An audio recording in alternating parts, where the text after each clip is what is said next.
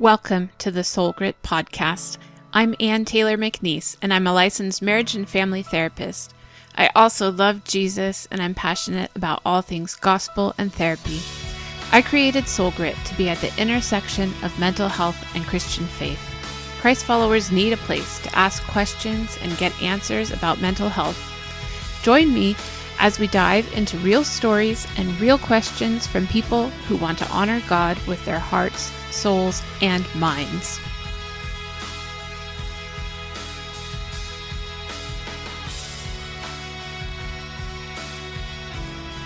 Hey, welcome back to the Soul Grit Podcast. This is Ann, and today we have another special guest who I'm really excited to share with you. She's going to talk to us about mindset. But before we get there, I just wanted to give you a couple of reminders. We are still currently running the giveaway for Drew Froze's book, Faithful. Drew was our guest on the podcast last week, and if you'd like to enter to win a copy of his book, you can go over to soulgritresources.com, enter your email address there, and any new addresses I get this week, I will enter to win one of those books. Now, if you're already part of my mailing list and you would still like to enter the contest, just feel free to send me an email at info@soulgritresources.com and tell me you want in. Or you can share a post on Instagram or Facebook and tag me in that, and then I'll know that you want to be part of the giveaway. I'd love for you to continue sending in reviews and ratings and sharing the podcast with those that you know could use a little hope for their mental health and their Christian faith. I also wanted to announce that at the end of the month, February 28th, I'm going to be hosting a master class. This is going to be for therapists who are interested in learning more about integrating their faith into their practice. So if you are a therapist or you know a therapist who is personally a Christian but doesn't practice from that perspective, this class is going to be for you. It's going to be all about your calling and identity and how you can use your faith in your practice. So I encourage you to sign up for that. You'll find a link on soulgritresources.com for that masterclass coming up on February 28th.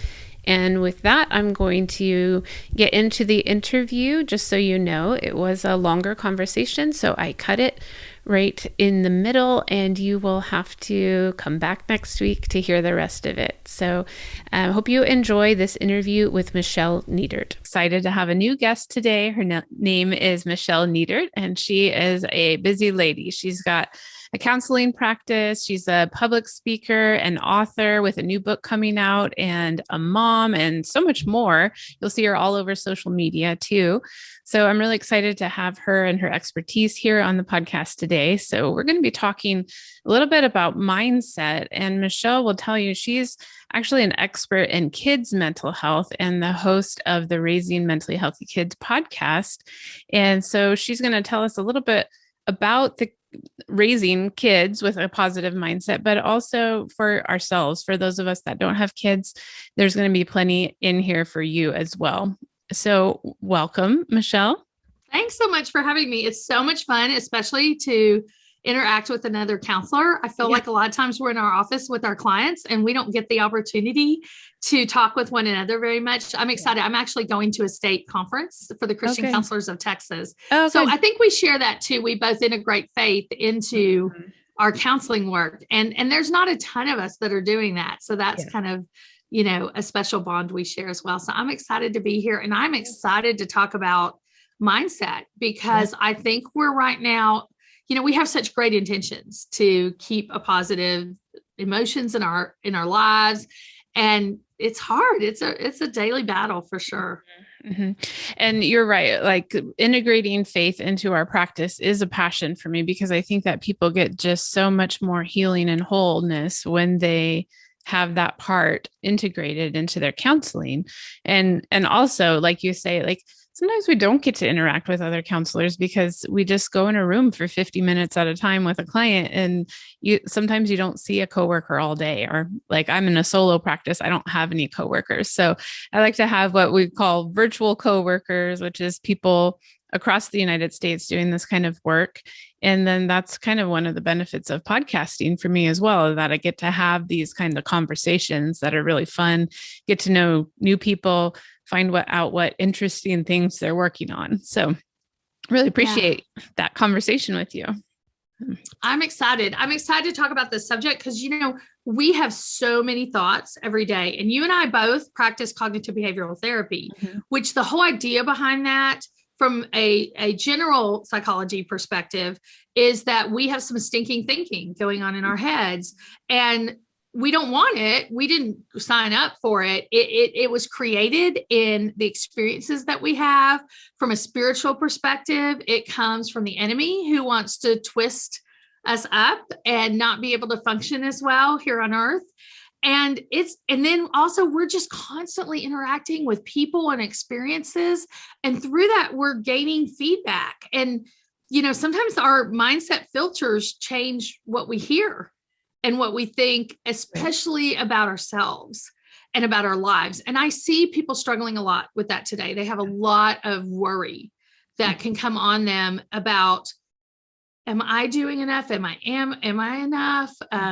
Are my kids going to be enough? Is it going to be okay? With the pandemic, I think that's been a huge question that we're asking, are we going to be okay? And I think it's more important than ever that we do that cognitive behavioral work, that we stop those automatic negative thoughts. But before we even do that, we choose some positive things that we're going to think about. Yeah. And we dwell on those things first, like before our feet hit the floor. And from a faith perspective, we call that renewing the mind. It's from Romans 12, 1-3. And that's what helps us from getting weary is to renew our minds. And people ask me, how often do you do a mindset reset? And I know people will sell you a seminar or a counseling session, where like, come in here and you can change your attitude in one day.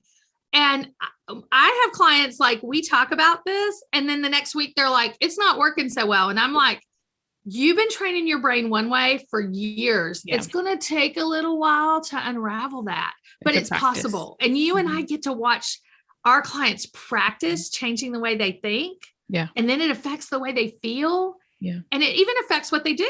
It's just amazing to me. I think it's such a great privilege to watch that over and over again and just see how powerful that is. Yeah. And then when they involve God in the process, it's even more powerful. Yeah. Like I'll have clients that come in for a couple of sessions and you can already see the changes happening. And then I have people that I'm working with for 3 or 4 years that it just takes that long for that renewal process to happen and for new patterns to start evolving. And some counselors will be like, oh my gosh, you saw somebody for that long.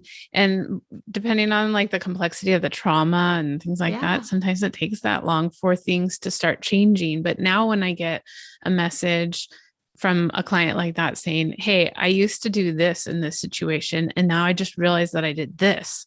And like, that's a cause for a celebration, So much celebration of freedom. And I know that you use EMDR in your office as well. Yeah. And what I love about that is that's like cognitive behavioral therapy. That's like that mindset reset on steroids, right? Because you're going to combine the body and the mind work. And that's what I really am talking a lot about across the country right now, is that we really have different areas of our lives where we want to work on making up our minds. We want to make up our minds spiritually, what we believe about ourselves and our world based on, a traditional Christian view would call it a biblical worldview. And I think some of us don't really know what that means if we haven't been in seminary, but what that means is that we align our thoughts with God's thoughts. Scripture talks about us having the mind of Christ. So that's where I think makes us different, is we work with our clients who are wanting Christian counseling. And I don't know if you see all Christians. We don't. We offer Christian counseling upon request, but that's the majority of people who seek me out for sure. Right. Even for national consults now that I do across the country and coaching with women, they're just still, sometimes you have this pattern that's been in your head. And we can see that in the neural pathways now. Dr. Caroline Leaf is someone I interviewed on the podcast, and she and I talk a lot about the thoughts and, the neural pathways that are created. And yes, some clients' neural pathways aren't real deep and thick, so they can work for a little while and they can recover quickly from that. Okay. But some of them have had life experiences that have locked certain experiences in the brain, and then it's been reinforced through other experiences. And that takes a while to undo. But the most amazing thing is, I don't know about you, but I've never met a client who didn't make progress. It might not be the same pace, Yeah. Because we also only have so much bandwidth to work on this because we're trying to do jobs and raise kids. And some of us are helping with grandkids and some of us are single and we're taking care of ourselves and a lot of the responsibility. I was single until I was 32. So I relate to people who, are in the stage of life where these things aren't demands. But you know what? I also find people who are single in a family, people in their family, I work with a lot of women who are single. Their family has a lot of expectations of them because they don't, quote, have kids. So there's like this idea that they have all this bandwidth to maybe help with mom and dad or help with a niece or a nephew or to do something more. And a lot of them are working long, hard jobs and barely have time to take care of themselves from a spiritual, mental, physical, relational perspective. Yeah. And I think all of that affects our mindset. Yeah, it does. So why don't you dive in a little bit and just clarify for us what you mean by mindset versus some of the other maybe like counseling or pop psychology terms that we might use. What does mindset mean to you? I think mindset is more than a thought. I think it's a group of thoughts that come together that create kind of an approach. So it's one of the things I think about. But what we did in this book is we unpacked different mindsets. We identified mindsets people struggle with, and where mindsets come from, right? They show up in our emotions. So we can have an angry mindset. We can be angry about a lot of things. And usually when we see that, we'll think this should not happen. And when we get into those shoulds, a lot of times we're going to see anger, right? And so we talk in the book about how do you recover from that? If you're a shoulder, and you have these unrealistic expectations. I was working in the marriage office yesterday with a couple, and I told him, this is like a second marriage for both of them. I don't think you get it. She's still struggling with the idea of the fairy tale marriage. She was hoping y'all would have it. And he's like, well, we do. I'm like, yeah, you guys have a great marriage, but you don't have the fairy tale marriage because no one gets the fairy tale marriage. So it's breaking that lie. It doesn't exist, right? You and I don't have it. And we've probably read more books on marriage than the average human combined could ever dream of. And we practice it in our offices. And then we go home and we kind of fall apart and ignore our spouses just like everybody else sometimes because we're human. And that's the thing is, I think that's part of the mindset is realizing who we are and whose we are. That's that spiritual component of mindset. But then also managing that emotional component of mindset. Are you feeling depressed? Are you feeling anxious? And I even almost hate to use the word feel with that, because to me, you feel sad. And then clinical depression is something you experience and somebody like you and I diagnose you with it. Right. I'm getting a little worried. Mental health is becoming so trendy in the culture. People are diagnosing themselves. And I was talking to somebody just after I'd spoken and she's like, well, I have depression. And I was like, well, how do you know you have depression? And she was telling me, and I'm like, that I don't know if that means that just, you can think what you want and you may have had depression at one time, but our diagnoses are snapshots of one moment of a person's life, right? So you could qualify for a major depressive disorder and Blue Cross Blue Shield especially can tell me, or one of the other insurance companies, 5 months later, you don't qualify anymore because that depression is resolving. It's not a destiny. It's just a diagnosis and it's a moment. And so you may struggle with sadness, or you may struggle with fear, or you may it may have been built up in you so much. It's showing up in your body. It's showing up in your mind. It's showing up in your heart, and it's getting into those stages. Yeah. So I think the idea is first, we're going to identify what is our struggle? And then we want to think about, okay, what could I think to battle that? I think that's do you ever do the thing? This is something, and your listeners could do this, right? They could take a sheet of paper, they could fold it in half, and they could just try to be aware in their day of any negative thoughts that came through their heads. And we don't even realize, because we're moving so fast and we're interacting so much. And when we're not, we're scrolling, that we really have just a lot of thoughts going on. And so to pull those out, to take them apart. And if we wrote those down and then we looked at the light of God's truth on the other side, we could write truths. We might even could use a scripture that would combat that thought. Yeah. And then we have to embrace this new way of thinking. Because I always tell people, what do you right now, Ann, if I say, don't think about the pink elephant, don't think about the pink elephant, what's in your head? Yeah, it's the pink elephant. But if I tell you, embrace the blue mouse, Embrace the blue mouse. So we don't want to just fight, like, don't be angry, don't be scared. I see kids do that a lot. They're struggling against the negative. Mm-hmm. And I think that idea of renewing your mind is replacing that. Yeah. And that's why I teach positive. people that your mind is more like a vacuum, that you can't take something out without putting something in, because it's just going to suck in whatever is available. Right. So and this world is not going to send you the most positive things, right, unless you just are really surrounded with great people. Yeah. Well, and that just doesn't happen to anybody. Like, even if you are surrounded with great people, they all have their struggles too. So if the only thing that's around you that's available is more negativity, you might get rid of one struggle and just replace it with another struggle, because you have to consciously and intentionally pick something that is good for that, your mind to vacuum up and suck in. Right. Yes. And that's why I say, like, you have to be in your scripture every day. And whether that for you is going to be listening to worship music in the car, or like reading your Bible, or being around people who know the word better than you do, like, that you need to have something in. And I really like that verse in Philippians 4:8, where it says, whatever is pure and whatever is lovely, whatever is praiseworthy, whatever is excellent, like, think on these things. Because God is telling you specifically how to fill that vacuum. And so you have to go through and, like you said, make a list and decide, okay, what do I have in my life that is true and pure and excellent? Yeah. That's the stuff you put in. And, I think about that. In fact, the baby step for a lot of women I work with is just having Alexa tell her the verse of the day. It's so easy, or Google or Apple, I love Mary DeMoose Pray Every Day podcast. And there's the Bible Recap podcast. There's a lot of places where, like, you can literally be putting on your makeup and infusing your mind with a new worldview and new ideas. Yeah. And I think we have to be intentional about that. Because if we're not, like you said, that vacuum's going to get filled. And usually it gets filled with kind of like the comparison of the Instagram lifestyle. And we're feeling so much less than a lot of times.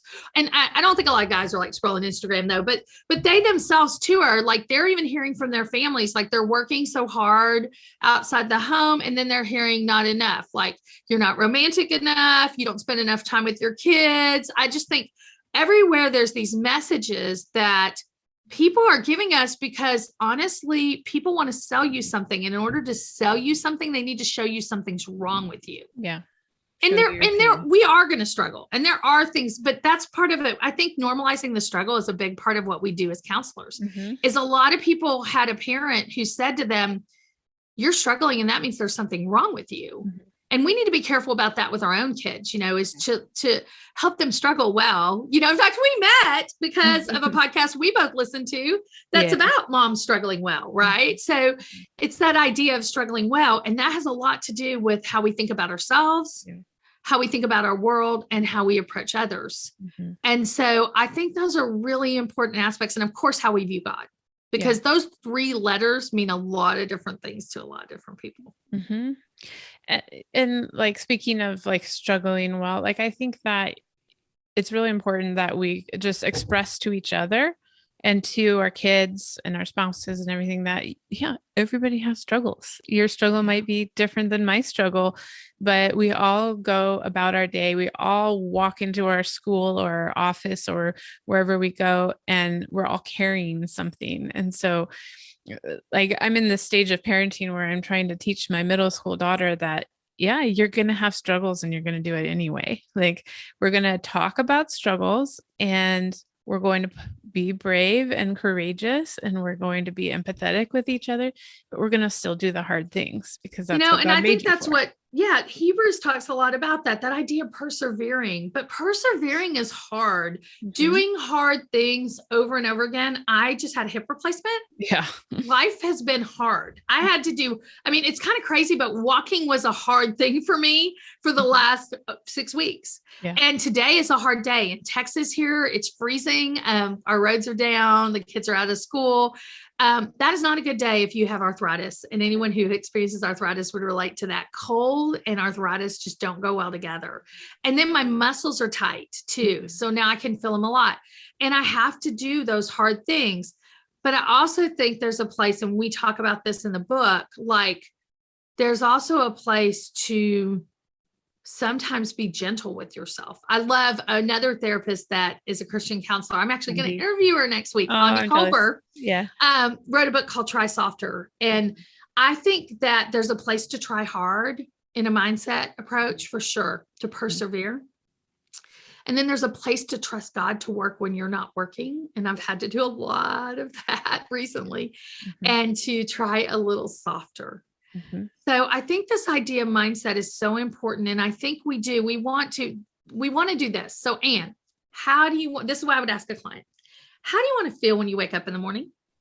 I want to feel excited about my day. Yeah. If you just wake up and think how you feel, is that your general feeling? You may be kind of a happy person because, we all have our kind of happy start, but most people I know feel grumpy, maybe experience a little pain. Teenagers are tired because their melatonin levels are the very highest at the time we wake them up.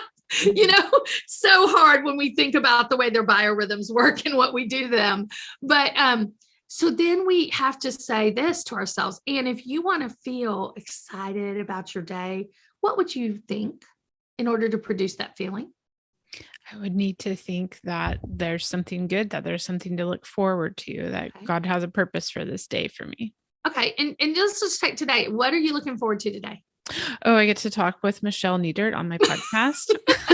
Okay. So that might be what you do, is in the morning when you wake up, instead of thinking, how do I feel? And you want to feel good about your day and you want to get yourself out of bed. You say to yourself, today's going to be a great day. I get to record a podcast with another mental health professional and interact with them. And that's exciting. And I want to get up and experience that. Yeah. And I think we all have to do that. We all have to come up with, maybe the night before we think about that. What am I going to think first thing in the morning?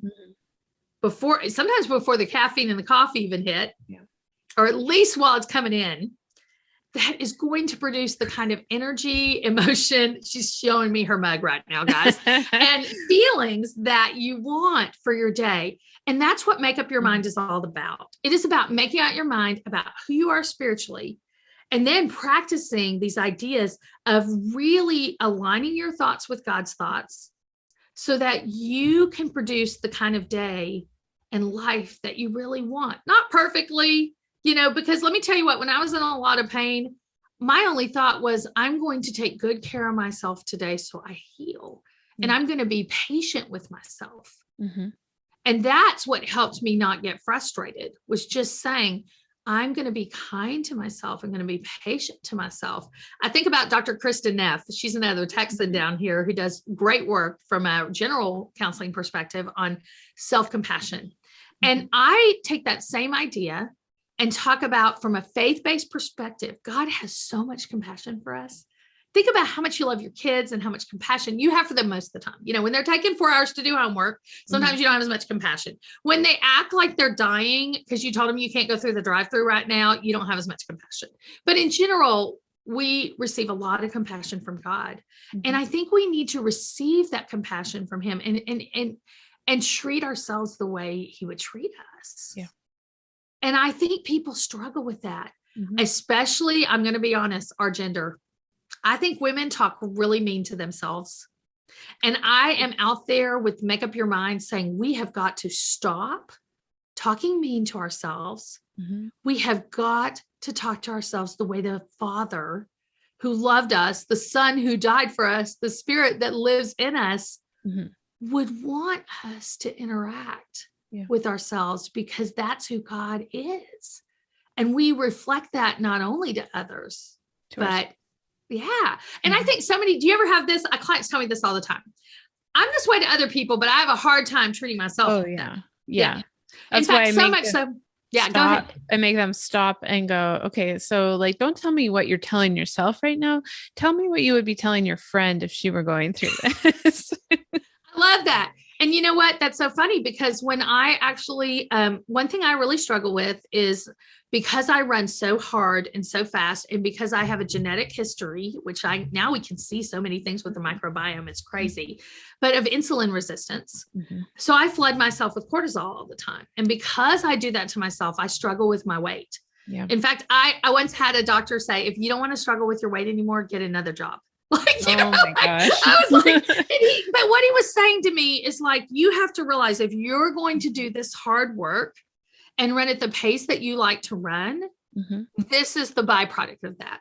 So I did work with a coach to change my mindset, but also to change my lifestyle a little. Yeah.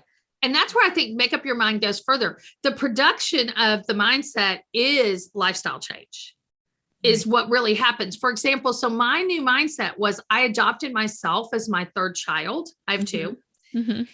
So what would I like if I had a 10-minute break? What would I feed my third child? It would not be the Oreo cookie sitting in front of the pantry. It would be an orange. Yeah. So I'm trying to work on doing that for myself. What time do I make my children go to bed? I make my children go to bed so they get enough sleep at night, right? So how do I do that for myself in that same way? And that's where I think that mindset comes in, is you have to make a decision here of thinking differently, and then you choose differently. But if I were just going to say, eat the orange, that wouldn't work for me. Right. But saying to myself, I'm going to treat myself the way I would treat a child. I'm going to care for myself the way I want to care for my children. It ups my quality of care quite a bit. Yeah.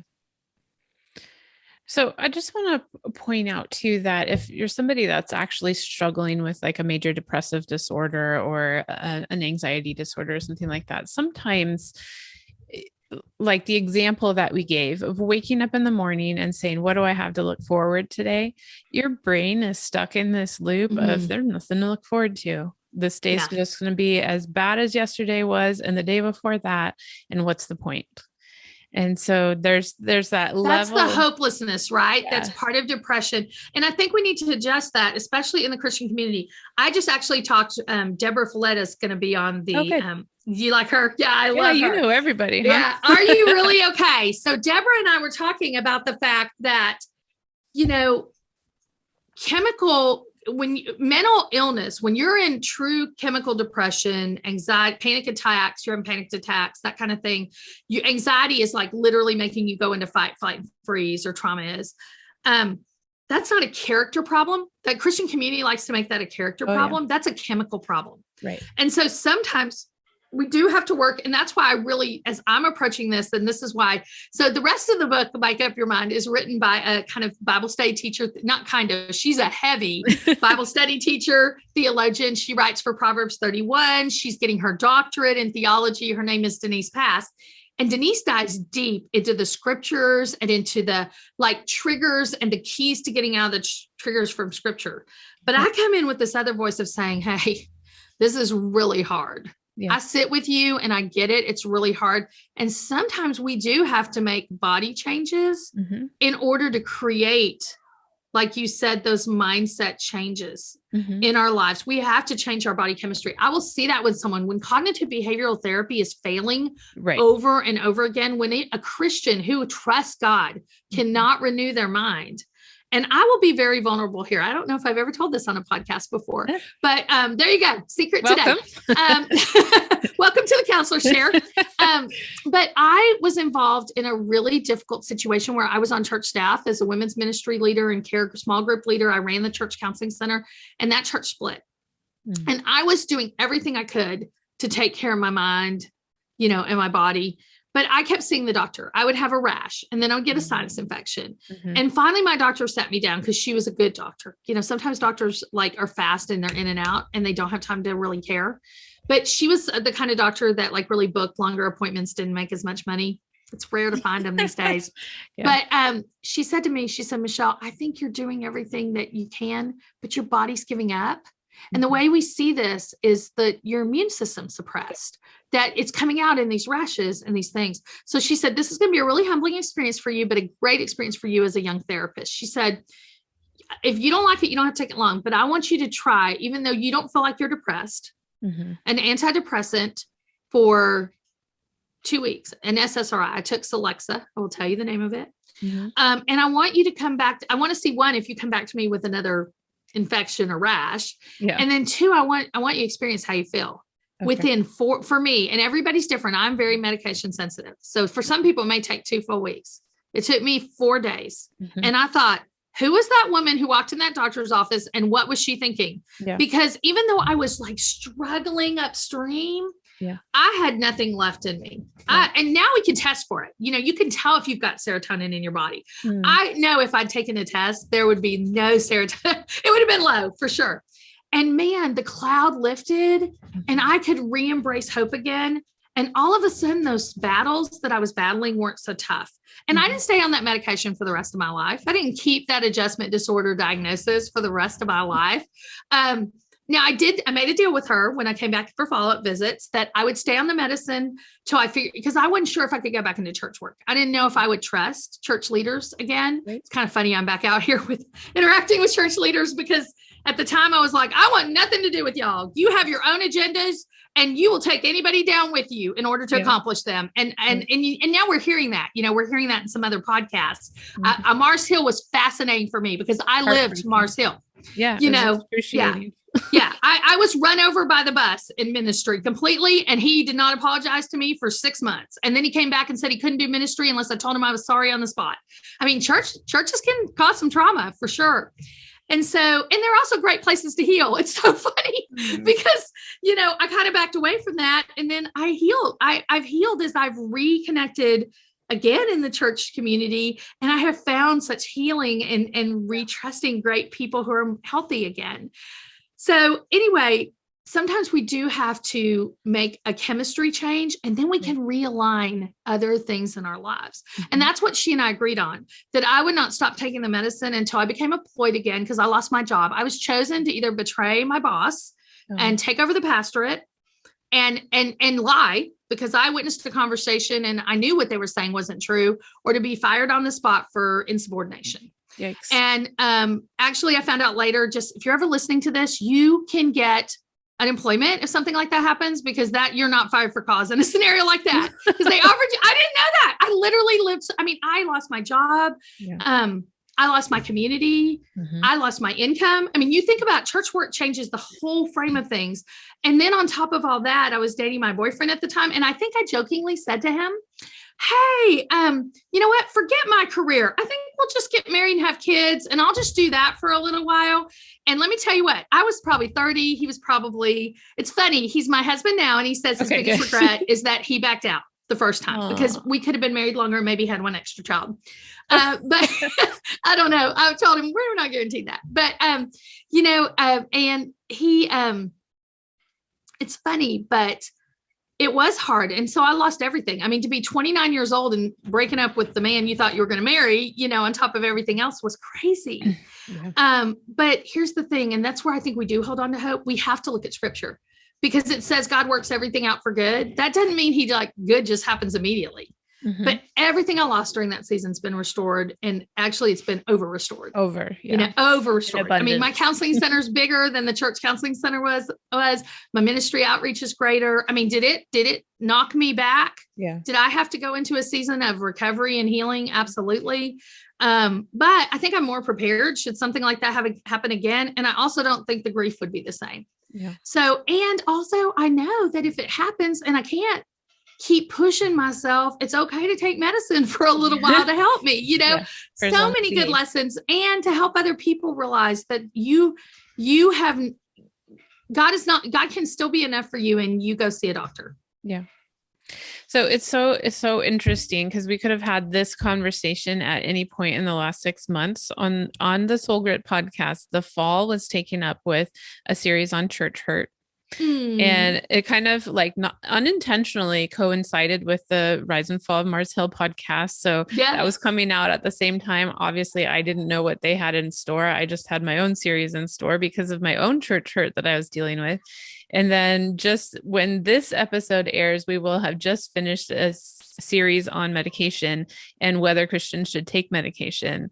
And so, Michelle, you're perfect. You're tying both of those series together for us. Oh, well, God is really good. And I think he does reinforce certain messages in the culture. And here's why he does it. I know a lot of people may look at a book on Make Up Your Mind. And, I'm just going to be honest with you. I have some competitors out there that are far more well-known than me, have written great books recently on mindset. Now, I had no idea they were coming when I was working on it.